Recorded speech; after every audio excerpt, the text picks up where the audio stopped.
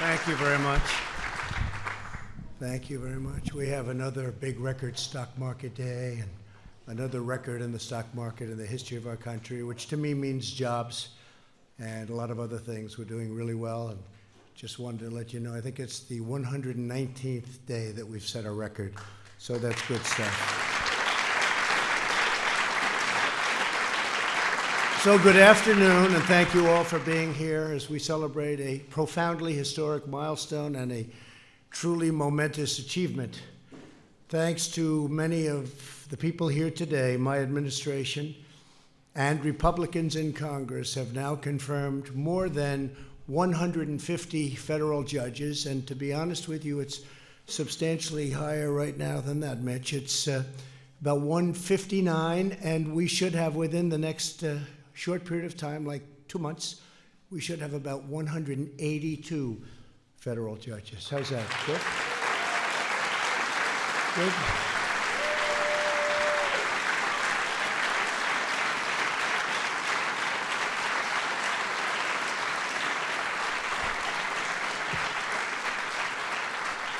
And I say often, percentage-wise, you'll never beat one man, and we know who that is, right? George Washington, 100%.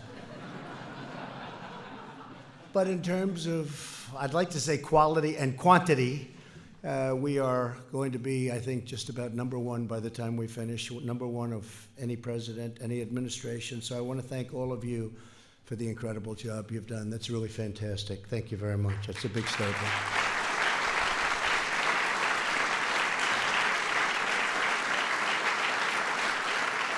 And they will uphold our Constitution as written. These distinguished men and women are some of the most gifted scholars, respected jurists, and finest legal minds ever placed on the federal bench. Together, we're restoring American freedom, defending American justice, preserving the extraordinary vision of our founding fathers. We're delighted to be joined on this special occasion by Vice President Mike Pence. Thank you, Mike, very much. Thank you, Mike. And Attorney General Bill Barr. Thank you, Bill.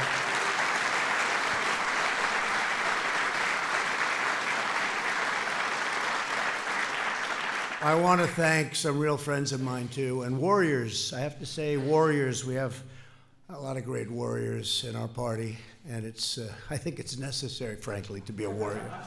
If you're not, you got a problem, right? But I want to thank Chairman Lindsey Graham. Lindsey, thank you very much. Great. A very special man. A man that's so popular in his state, I don't even think they're going to run anybody against him anymore. They've given that up. Chuck Grassley, right, Chuck?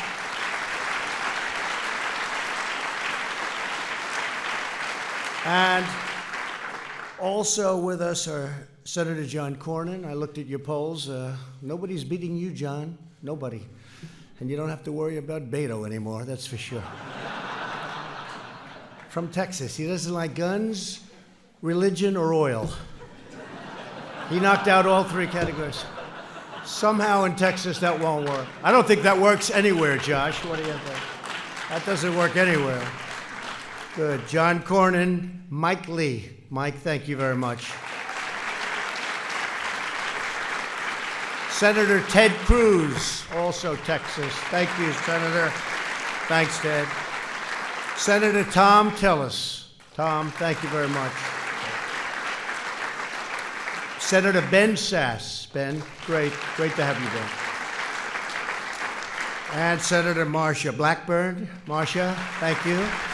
Great job you're doing. And Josh Hawley, our young star. He's a young star. Thank you, Josh. Thank you. Great job, everybody. In addition, the nation owes an immense debt of gratitude to a man whose leadership has been instrumental to our success. It's so important to him, and he always mentions it, number one point. I've always heard, actually, that when you become president, the single most important thing you can do is federal judges. They say Supreme Court judges, but we have them too, but federal judges. And based on that, I think there's nobody that's done a better job ever than Senator Mitch McConnell. Two. Two. Stand up, Mitch. Stand up. Come on. Stand up.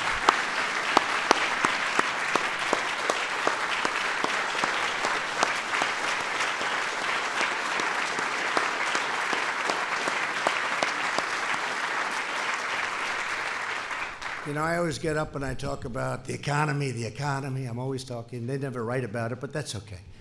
The people get it.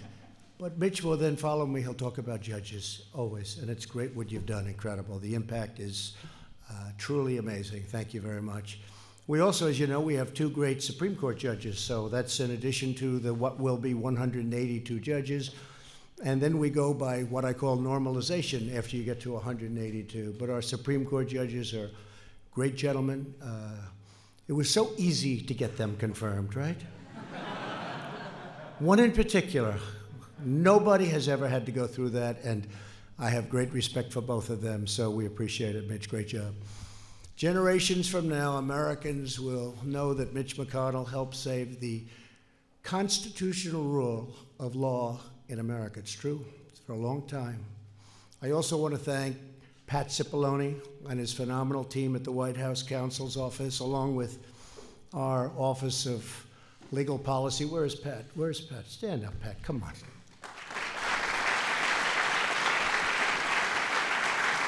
He's the strong, silent type. Strong, he's very strong, silent. Great job you've done. Very great. I always wanted to be the strong, silent type, but it never worked out for me, Lindsay. Never worked out. I want to be, but it doesn't seem to work that way. But the Office of Legal Policy at the Department of Justice and the many friends and legal luminaries who have supported all of those nominees, and to all of the rest of you in the room, some incredible people in this room, great friends.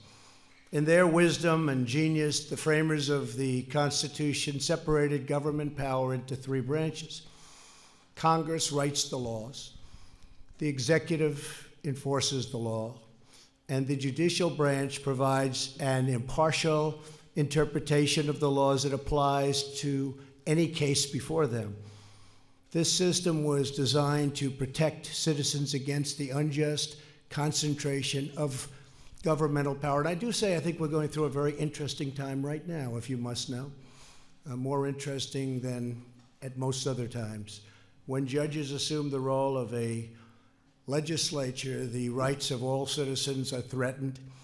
The great English jurist William Blackstone warned that if the judicial power were joined with the legislative, then life, liberty, and property would be in the hands of arbitrary judges whose decisions would be then regulated only by their opinion and not by any fundamental principles of law.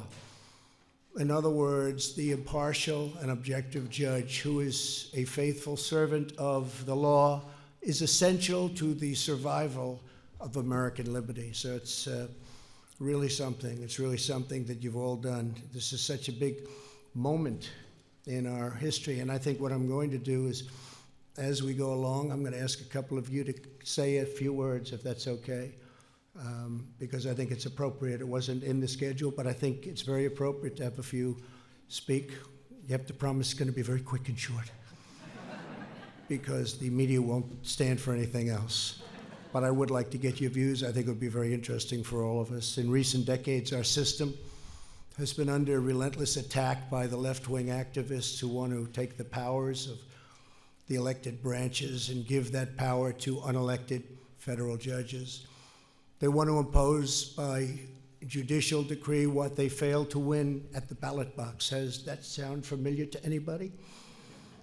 That's really familiar. When judges write policy instead of applying the law, they impose sweeping changes on millions of Americans without the benefit of legislative debate, public rulemaking, or the consent of the governed. As a result, these highly political rulings inflict painful damage on our security, society, and economy, imposing unworkable edicts on businesses, workers, families, and law enforcement's really alike. They give many, many bad nights to many, many people, including presidents. but we power through it. We have no choice. I will do everything in my power to halt judicial activism and to ensure the law is upheld equally, fairly, and without political prejudice for all of our citizens. So I'd like to, before going any further, I'd like to maybe start off, I think it would be appropriate if we start off with Mitch to just say a couple of words and how he feels about where we are and what we're doing. And we're going to go through a couple of our friends, if you don't mind. And to me, it'll be very interesting. Mitch McConnell, thanks.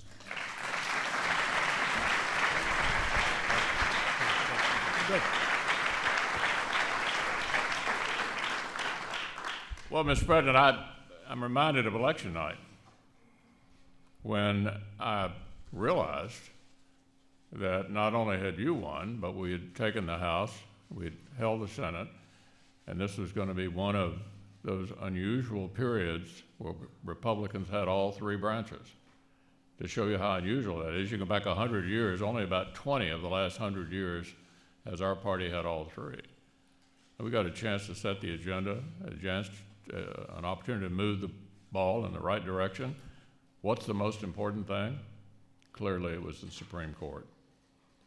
You had been helped enormously by a decision that I made, and these guys backed me up, not to let President Obama fill that Scalia vacancy on the way out the door.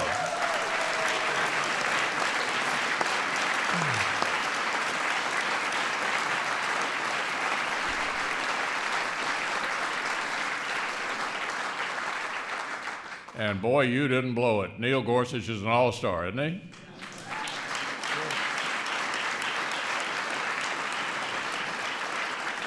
And the president alluded to that easy confirmation we had with Brett Kavanaugh. You made a great choice, Mr. President. And it's not just that. The circuit courts, where 99% of litigation stops, are full of bright, young men and women who believe in the quaint notion that maybe the job of a judge is to follow the law. And so, Mr. President, this is one of the many ways you're helping to make America great again. Thank you so much.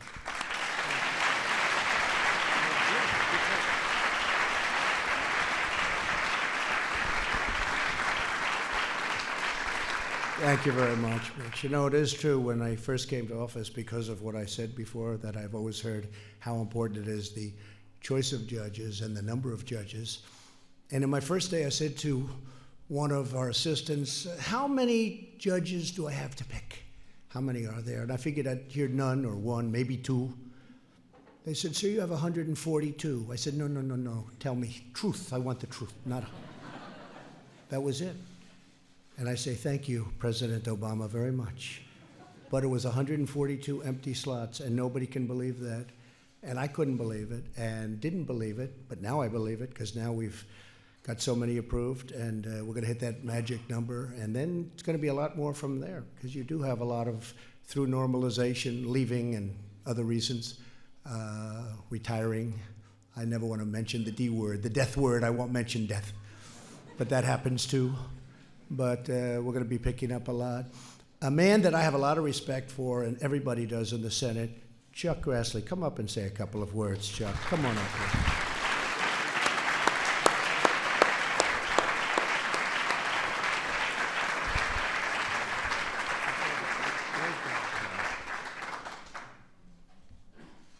Now, like I tell my colleagues, if I yell, I'm not mad at you.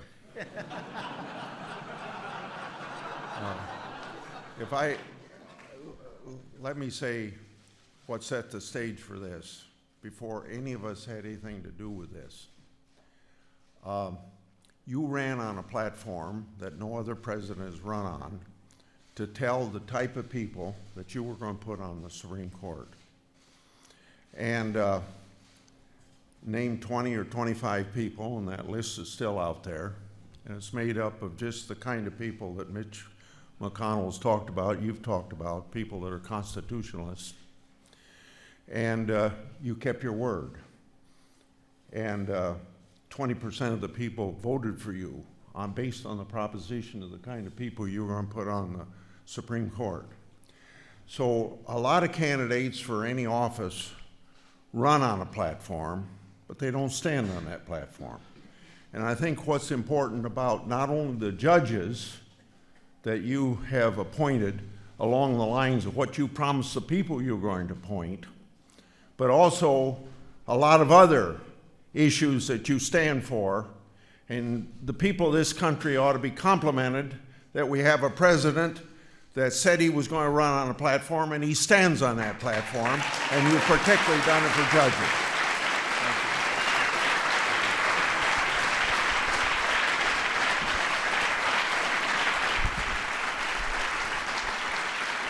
He's great.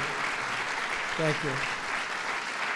You know, he's got this fierce way about him. He's tough even when he's trying to be nice, like now he's. But I heard that voice.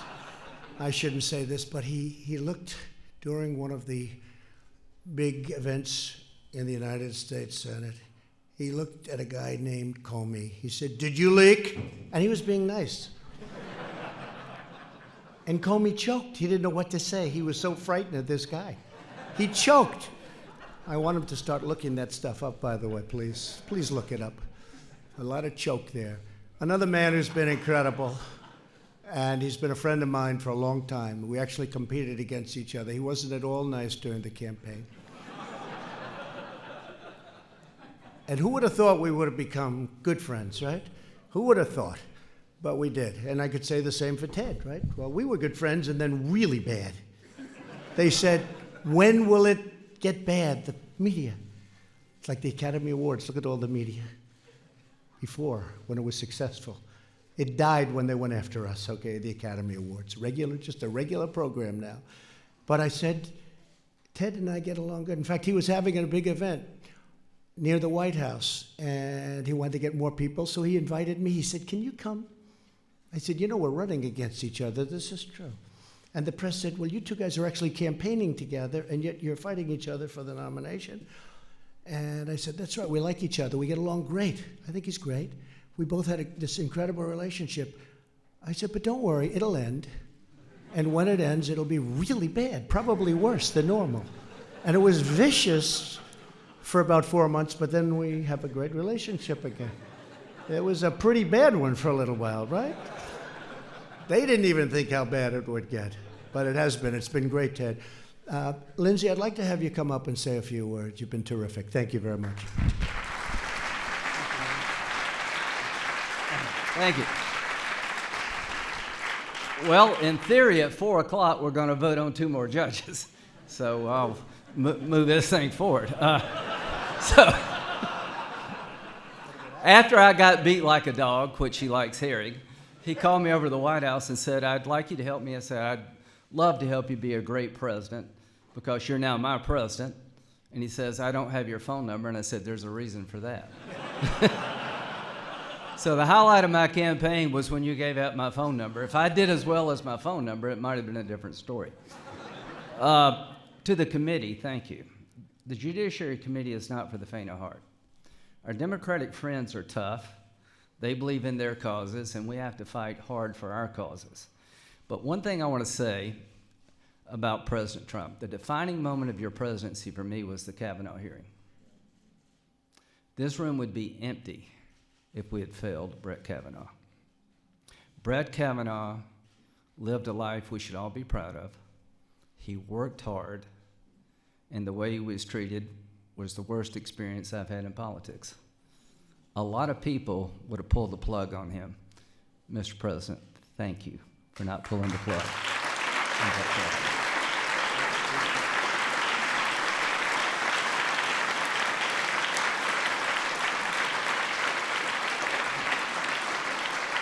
And let me tell you why it's important. Who would have been after Brett if he had went down? What conservative young lawyer would want to go through this if we'd failed Brett Kavanaugh? So Chuck was right. When you run and you get reelected a year from now, one of the main reasons is that people in the conservative world believe that you fight for judges. God bless you. Thank you very much. Thank you very much. Very nice.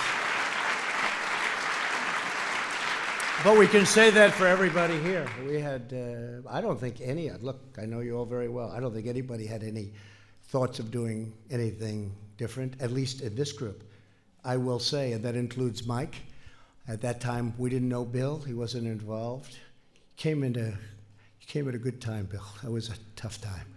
But you know what? Nobody in this group, I will say though, and you know this, and Mitch knows this, there were plenty of other people that were saying, let's go to maybe another choice.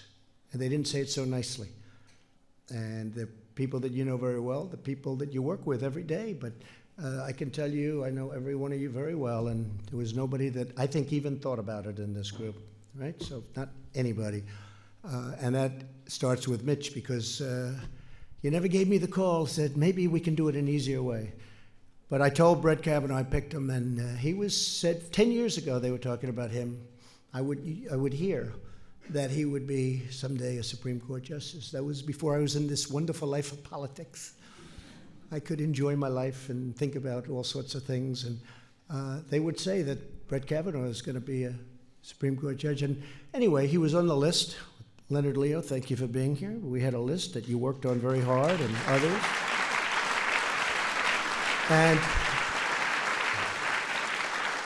And it did have an impact. It really did have an impact on the election, if you think about it, because people knew me very well, but they didn't know. Was he liberal, conservative? Who are the judges? And I'd hear so much about, but who are your judges? And I did come up with an idea to pick 20 and 25 people. Ultimately, it was 25, and we put great people on. We have great people on there right now. We have 23 left, right? Great people. Every one of them is terrific. But I went with this list. And at first I said, I will take this list, gave the names, and I will pick people. Do you remember this, Lindsay? That are like these people. And I got nowhere. Nobody believed me. They said, what does that mean, like these people? I said, no, they'll be like these people. And I was being hammered. They said, say it, President, or potential president. I said, okay, it will only be these people. And that's what we have, and that's where it is. And they were just so respected as a group, and still are. It's an incredible group of people. I could take anyone, literally, and that had a big impact. But I said to Brett Kavanaugh, I said, so Brett, you're the one. You're the one. He was so honored. He said, sir, this is the greatest day of my life. And I said, I just want to congratulate you. It's an amazing thing that I'm doing it and that you're receiving it. He said, sir, thank you very much. I said, Brett, let me tell you something. This approval process that you're going to go through will be so fast and so easy. You're perfect. Perfect life, perfect family, perfect education, top scholar, best schools. Brett, this is going to be so easy. Little did he know. Little did he know. But I'll tell you what, it really represented something. It represented unfairness. And some of those people that came forward, to my way of thinking, all of those people that came forward, I thought it was disgraceful what happened. And I want to thank all of my Republican colleagues for standing up tall for a man who really didn't deserve what he went through. Nobody could have believed a thing like that could have happened to a man like that. And you could almost say to anybody, because nobody's ever seen anything. Nobody's ever seen anything like it. But he hung in strong too. He also hung in strong. You know, there were plenty of people, I'm sure, that say, you gotta cut yourself loose. He didn't want to do that. So it was a very important day, Lindsay, and you were a big part of it. I think your ratings went from about 50 to about 82 as I see him now, Lindsay. 82 with one little speech that lasted. He made one speech, Bill. One little few remarks that lasted for about a minute, and they were historic. They really were. They were historic. The delivery, the words, the whole thing was very important, and what you did was something very special, so thank you very much. So important. From the beginning of my campaign, I promised to appoint judges who will adhere to the true and original meaning of our Constitution.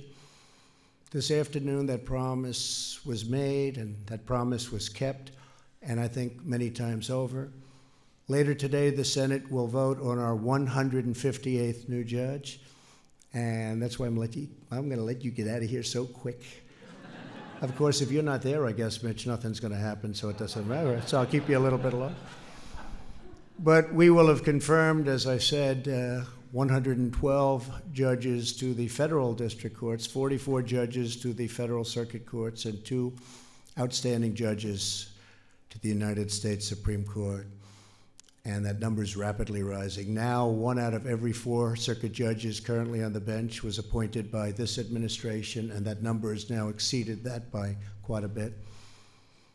No president in history has confirmed as many circuit court judges, even close, not even close, in such a short period of time. The average age of my newly appointed circuit court judges is less than 50. They're young, smart. That's 10 years younger than President Obama's nominees. The pace of appointments is only accelerating. It's going very quickly. And then, at some point, we're going to have to slow it down because we're not going to have any openings, you know that. But we'll find them. We'll find them. We'll find them. Would you like to add a few judges? And that wouldn't be a bad idea. How about adding another 100 or so? We'll be able to fill. But we're on track to have more judges confirmed this year than in the prior 2 years combined for us, and will be a record in history, the number of judges that we're getting in just a short period of time. Once all pending nominations are confirmed, I will have appointed about 219 judges, and that number will go up very substantially from that. But the more gains we make, the more aggressive the hard left has become. I probably shouldn't even be making this speech right now. I'm just driving them crazy. They'll go back and they'll have even more craziness than they've had in the last 3 years. Can you imagine? 3 years already. It's 3 years. Who could believe it? Almost. In fact, in 2 days less than a year, we'll be fighting an election. And we actually had a very big night last night. We had some tremendous results last night. And I'll be leaving for Louisiana. I think we're going to have a great result in Louisiana. But one of their favorite new tactics is the nationwide injunction. This very destructive practice enables any one of 673 district judges to single-handedly invalidate critical executive actions and stop the enforcement of duly enacted law. We've had it many times, especially when it comes to our border.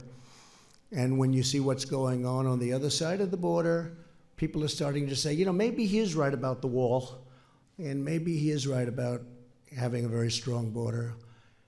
The other side wants open borders, which brings tremendous crime, and now people are starting to see. A lot of people have told me that over the last couple of days. They're starting to get the border thing. The activist left only needs to find one partisan resistance judge anywhere in the country to agree with them.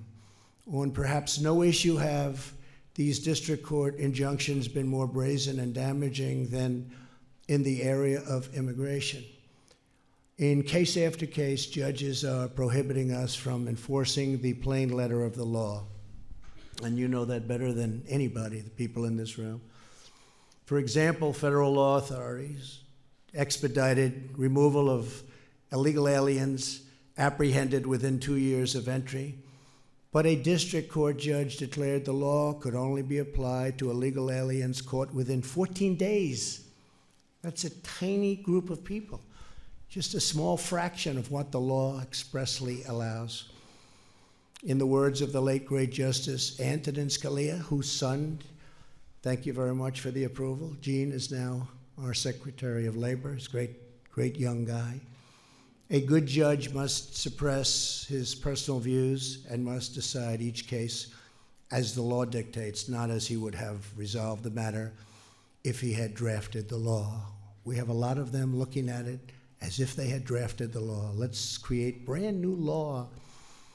Justice Scalia was correct. If federal judges want to write the law, they should run for Congress. Let them run for office. You think this is easy? It's not easy.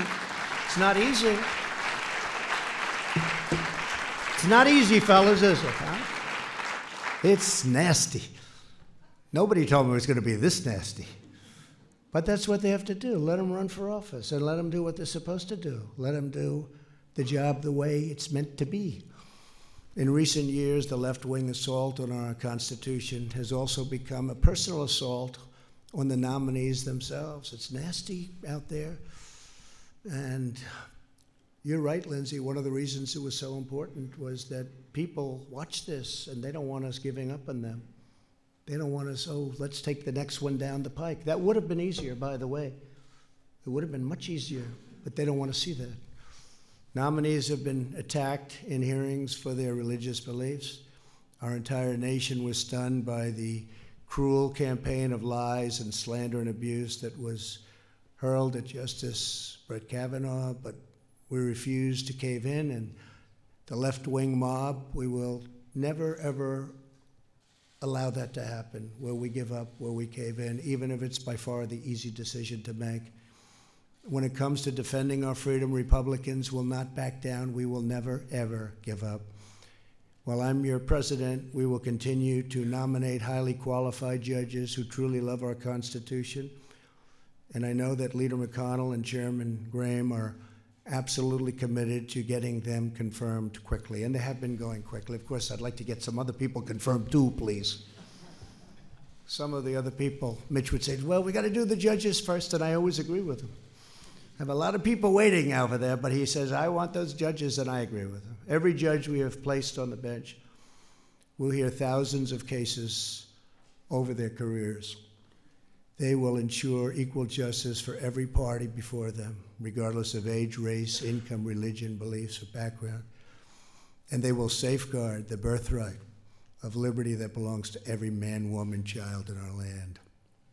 But it is not merely their responsibility to protect and defend the Constitution. It's our responsibility as well. Every American shares that glorious duty we have inherited as citizens of the greatest and most exceptional country the world has ever known. And we have to keep our country as the greatest the world has ever known, because that great title can end if we are foolish and if we make mistakes. You see what's happening? You see what's going on? You see the statements that are made and the ideas being put forward. It would no longer be a great country, certainly not for very long. For the sake of our families, our children, and generations of Americans yet unborn, we will fight with all of our heart and soul to preserve, protect, and defend the Constitution of the United States and the immortal rights given to us by Almighty God. Thank you, God bless you, and God bless America. Thank you very much, everybody. Thank you. Thank you.